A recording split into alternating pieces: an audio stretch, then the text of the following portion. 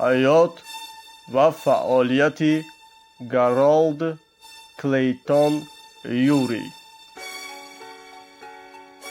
گارالد یوری 29 اپریل سال 1893 در شهر اوآوکر ایالت ایندیانای ایمئا به دنیا آمد. او در خانواده دیندار به وایه رسید و در محیط آرام تحصیل کرد. بعدتر به دانشگاه مونتانا و سپس دانشگاه کالیفرنیا برکلی شامل شد. از ابتدا به کیمیا توجه زیاد داشته تحقیقات خود را در کیمیای فیزیکی ادامه داد. کشف اولین او کشف دیتری ایزوتوپ وزنین هیدروژن به حساب رفته. در سال 1931 یوری ایزوتوپ نو با نام دیتری را کشف کرد. برای این کشف سال 1934 جایزه نوبل در ساحه کیمیا گرفت. این ایزوتوپ برای تحقیقات ترمونوکلئاری و ریاکسی‌های هسته‌ای مهم گردید. در دوره جنگ دوم جهان یوری یکی از عالمان کلیدی در لایحه منهتن بود. برنامه ساختن بمب اتمی او در جداکنی ایزوتوپ‌های اوران سهم داشت. در سالهای بعدی با آموزش پیدایش زمین و حیات توجه کرد.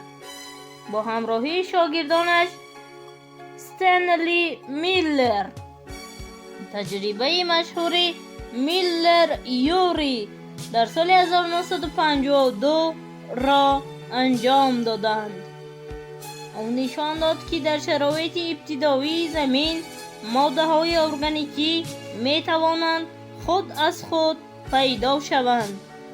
یوری در دانشگاه چیکاگو در دیگر مؤسسه های آمریکایی درس داد و نویسنده فعال بود و همیشه کوشش میکرد که علم را برای مردم فهم کند. گارالد یوری انسانی خاکسار ولی روشن فکر بود.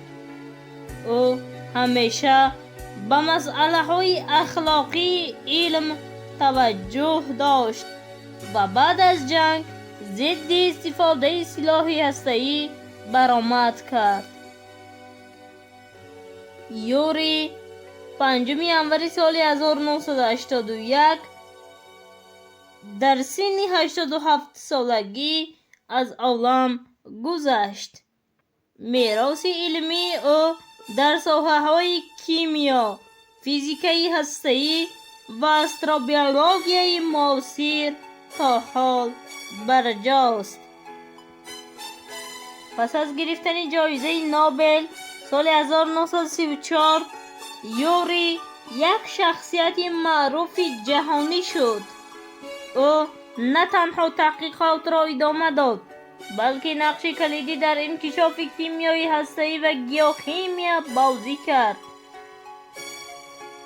تحقیقات او در ساحه ایزوتوپ‌ها مخصوصاً استفاده آنها برای معاین کردن سن مینرال‌ها و سنگ‌ها زمینه علمی نوی گئوخرونولوژی را گذاشت.